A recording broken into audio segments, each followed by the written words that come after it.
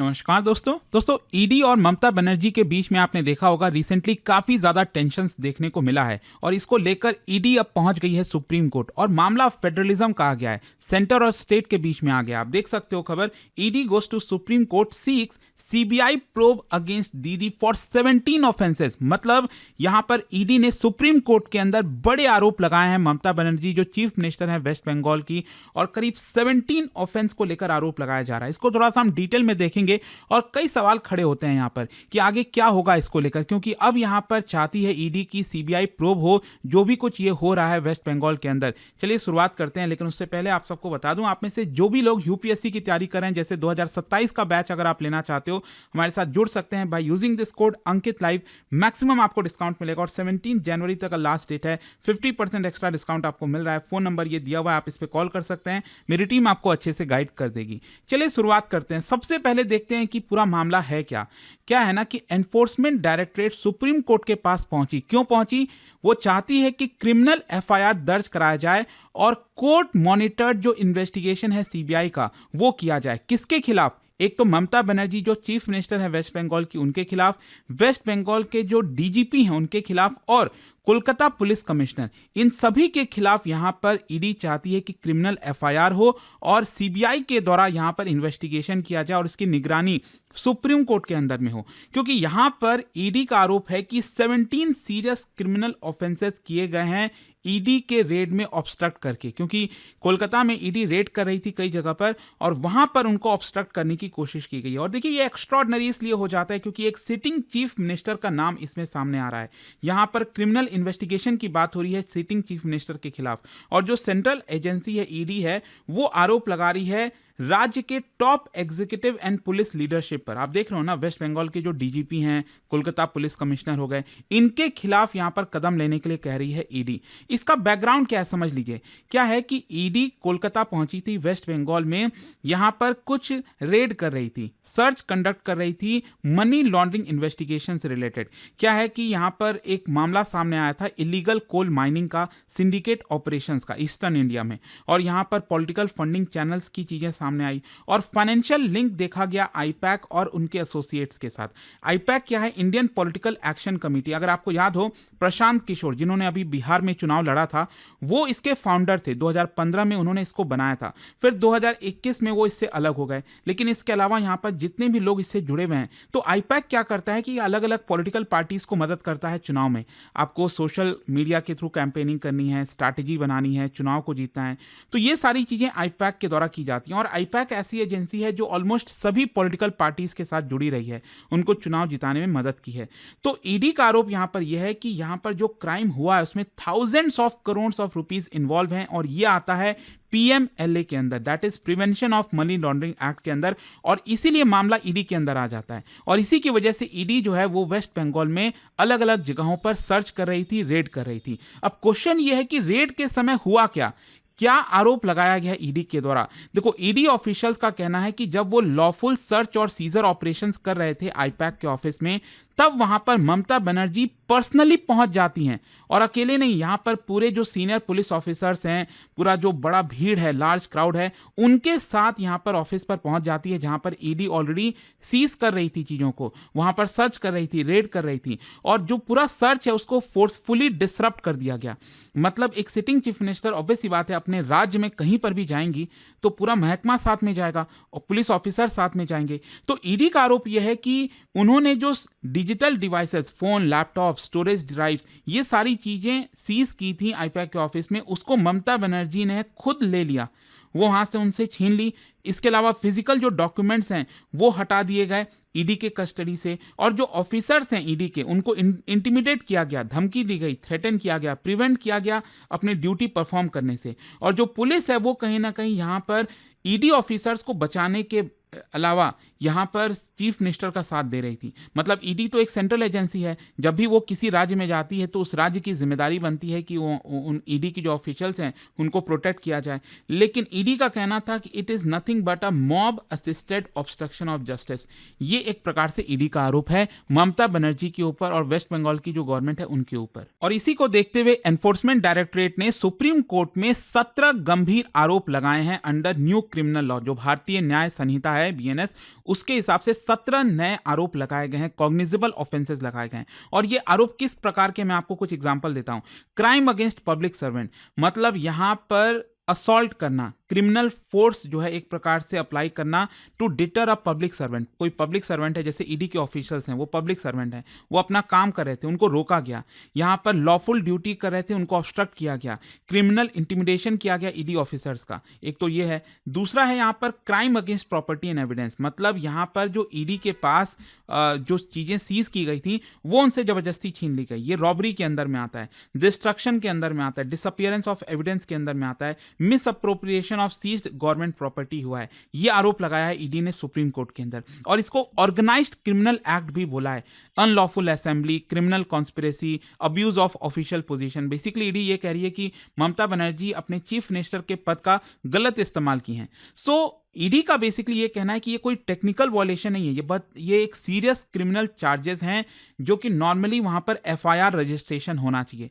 तो ईडी चाहती है सुप्रीम कोर्ट निर्देश दे कि क्रिमिनल एफआईआर जो है वो ममता बनर्जी और उनके जो बाकी के ऑफिसर्स हैं उनके खिलाफ हो, और सीबीआई के द्वारा इंक्वायरी हो। अब क्वेश्चन यहां पर यह भी आता है कि ईडी इसके लिए वेस्ट बंगाल में ही क्यों नहीं एफआईआर दर्ज करा रही है। प्रॉब्लम क्या है?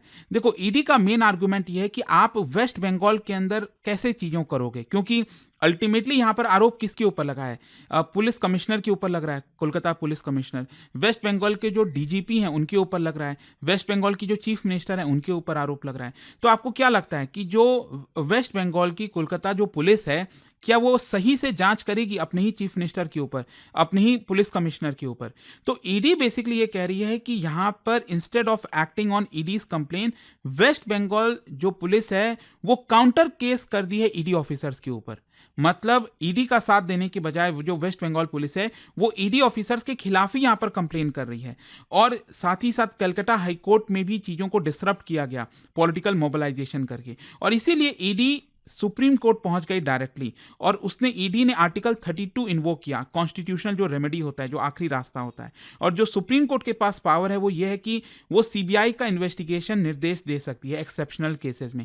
तो ईडी यही कहना चाह रही है कि ये एक्सेप्शनल केस है, वेस्ट बंगाल में इसकी सही से जांच नहीं हो सकती।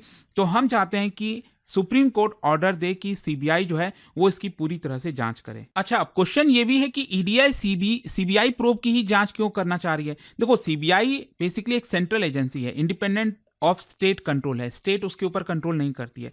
अगर कोलकाता पुलिस या फिर वेस्ट बंगाल पुलिस खुद जांच करेगी तो उसके ऊपर कंट्रोल तो चीफ मिनिस्टर का है। तो ईडी चाहती है कि इसकी जांच खुद सीबीआई करे, और इसके लिए सुप्रीम कोर्ट ही निर्देश दे सकती है। क्योंकि क्या है ना कि अगर मान लो राज्य सरकार, क्योंकि सीबीआई को भी परमिशन लेनी पड़ती है राज्य सरकार से। अब राज्य सरकार इस केस में कौन है? खुद चीफ मिनिस्टर है, वेस्ट बंगाल की वेस्ट बंगाल गवर्नमेंट है, तो वो तो इसकी जांच के लिए आदेश देगी नहीं। तो इसलिए सुप्रीम कोर्ट उसको ओवरराइड कर सकती है। अगर सुप्रीम कोर्ट निर्देश देगी तो ये जांच हो जाएगा। एंड पास्ट में भी इस तरह के प्रेसिडेंट्स देखे गए हैं। ईडी का कहना है जैसे स्टेट मशीनरी कॉम्प्रोमाइज हुई है, फेडरल एजेंसीज को ऑब्स्ट्रक्ट किया गया है, तब भी इस तरह के यहां पर सीबीआई के जांच के आदेश कई बार दिए गए। एंड ये कई बार हुआ है, जैसे सुप्रीम कोर्ट ने ऑर्डर किया है इसी तरह के सीबीआई केसेस इन्वॉल्व हैं जहां पर स्टेट मिनिस्टर्स इन्वॉल्व हैं, पुलिस पॉलिटिशियंस का नेक्सस है, जस्टिस जो है उसको सही तरीके से नहीं लाने दिया जा रहा है। तो उस केस में सीबीआई की कई बार जांच हुई। आपने कई बार देखा होगा सुप्रीम कोर्ट आदेश देती है कि इसकी सीबीआई जांच होगी, तो ईडी यही चाहती है। लेकिन दूसरी तरफ ममता बनर्जी और जो उनकी गवर्नमेंट है, उनकी जो पार्टी है टीएमसी, वो क्या कह रही है? चीफ मिनिस्टर का क्लेम यह है कि वो बेसिकली अपना जो पॉलिटिकल डेटा है, जो टीएमसी का पॉलिटिकल डेटा है, उसको प्रोटेक्ट करने की कोशिश कर रही है। टीएमसी का आरोप यह है कि देखो, ईडी ने जो भी कुछ किया कोलकाता में वो अपने मैंडेट से आगे चले गए, पॉलिटिकली मैंडेटेड ये मोटिवेटेड ये रेड था। मतलब इस तरह से ईडी के द्वारा रेड करना, हमारे पेपर्स को चुराना, ये सही नहीं है। क्योंकि टीएमसी ये कह रही है कि अल्टीमेटली हमने काम दिया हुआ है आईपैक को, और आईपैक के पास जाकर अगर आप रेड करोगे तो जाहिर सी बात है उनके जो सीक्रेट डॉक्यूमेंट्स वगैरह हैं टीएमसी के, वेस्ट बंगाल चीफ मिनिस्टर के, वो ईडी अपने हाथ में ले लेगी और फिर उसका गलत इस्तेमाल किया जाएगा सेंट्रल गवर्नमेंट के द्वारा, बीजेपी के द्वारा। ये आरोप है ममता बनर्जी और टीएमसी का। लीगल काउंटर यहां पर यह है कि देखो, टीएमसी यही कह रही है कि हमारा जो सीज्ड डिवाइसेज है उसको वापस किया जाए, तो वो फेडरलिज्म का यहां पर हवाला दे रहे हैं। जो टीएमसी है और जो चीफ मिनिस्टर हैं ममता बनर्जी, वो कह रही हैं कि इलेक्टेड जो अथॉरिटी है उसको अंडरमाइन करने की कोशिश की जा रही है। तो ओवरऑल आई होप आप समझ रहे होगे कि यहाँ पर मेजर कॉन्स्टिट्यूशनल सवाल खड़ा होता है। एक तो फेडरलिज्म का सवाल कि क्या कोई सेंट्रल एजेंसी एक सिटिंग चीफ मिनिस्टर के खिलाफ इन्वेस्टिगेशन कर सकती है, एक बड़ा सवाल यह है। दूसरा है रूल ऑफ लॉ, मतलब क्या जो इलेक्टेड लीडर्स हैं क्या वो क्रिमिनल लॉ के अबव हैं, क्या उनके ऊपर जांच नहीं हो सकती। और तीसरा सेपरेशन ऑफ पावर, क्या यहाँ पर कोर्ट एफआईआर का निर्देश देगी, क्या कोर्ट एग्जीक्यूटिव का जो फंक्शन है उसको ओवरराइड कर सकती है। बहुत सारे सवाल खड़े होते हैं। अब आगे देखना होगा होता क्या है। देखो, सुप्रीम कोर्ट को डिसाइड करना है कि क्या सीबीआई का इन्वेस्टिगेशन होना चाहिए, क्या सीबीआई के द्वारा एफआईआर दर्ज करना चाहिए नहीं करना चाहिए, ये सुप्रीम कोर्ट डिसाइड करेगी। यहाँ पर क्या प्रोटेक्टिव डायरेक्शन दिया जाएगा ईडी के लिए कि ईडी की जो ऑफिसर्स हैं उनको इंटिमिडेट ना किया जाए, क्या एविडेंस जो है जो सीज किया गया है उसको रिकवर किया जाएगा, क्या ममता बनर्जी से वो जो एविडेंस वो है वो वापस किया जाएगा। ये सारी चीज़ें देखनी होंगी और हो सकता है पैरेलली जो लोअर कोर्ट्स हैं, हाई कोर्ट वगैरह में इसकी जांच कंटिन्यू रहेगी। लॉन्ग टर्म में इसका काफी बड़ा असर होने वाला है जो भी सुप्रीम कोर्ट का जजमेंट आएगा। सो आई होप कि आपको डिटेल में समझ में आ गया होगा कि एग्जैक्टली अभी चल क्या रहा है ईडी और ममता बनर्जी के केस में। जाने से पहले एक बहुत ही इंटरेस्टिंग क्वेश्चन, क्या आप बता सकते हो कि सेंटर स्टेट रिलेशंस में इनमें से कौन सी ऐसी बॉडी है जो कॉन्स्टिट्यूशनल बॉडी नहीं है? ये आपको बताना है और इसका राइट आंसर आप सब जानते हैं, मेरे इंस्टाग्राम पर तो मिलेगा ही। वहां पर अगर आप नहीं हो कोई बात नहीं, टेलीग्राम से ले सकते हैं इसका सही उत्तर। और दोस्तों, जैसा मैंने आपको बताया, अगर आप यूपीएससी की तैयारी कर रहे हैं, कोई भी बैच चाहते हैं, आपको चाहे 2027 की तैयारी करो, 2028 हो गया, हर एक बैच अवेलेबल है। इसमें प्रीलिम्स, मेंस, इंटरव्यू सब कुछ की तैयारी कराई जाती है। Use this code Ankit live 50% extra discount के लिए। और ये कोई भी डाउट हो, आपको प्रॉब्लम है, ये फोन नंबर दिया, आप इस पे कॉल करिए, मेरी टीम आपको अच्छे से गाइड कर देगी। दोस्तों, यूपीएससी का गोल बड़ा होता है और इस जर्नी में सही गाइडेंस और मेंटरशिप बहुत जरूरी होती है।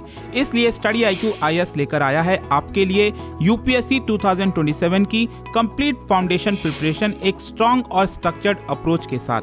हमारा फाउंडेशन कोर्स 3 लैंग्वेजेस में अवेलेबल है, इंग्लिश, हिंदी और English.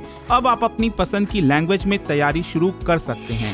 Same syllabus, same expert faculties और सेम क्वालिटी गाइडेंस के साथ। इस कोर्स में आपको मिलेगा टॉप फैकल्टीज का एक्सपर्ट गाइडेंस, प्रीलिम से इंटरव्यू तक complete coverage, daily live evening classes, structured notes, previous year questions and test series. साथ में मिलता है dedicated mentorship throughout the journey. Seats limited है और अगर आपका टारगेट यूपीएससी 2027 है तो यह बिल्कुल सही वक्त है शुरुआत करने का। बस स्टडी आईक्यू ऐप खोलो, P2I बैच सर्च करो, यूज करो code Ankit live ANKITLIVE for maximum discount और अपना एनरोलमेंट कंप्लीट करो। अभी भी कोई डाउट है तो इस नंबर पर कॉल करिए 092400232393। याद रखिए, यूपीएससी स्टडी आईक्यू आईएएस, आपका सिलेक्शन हमारा मिशन।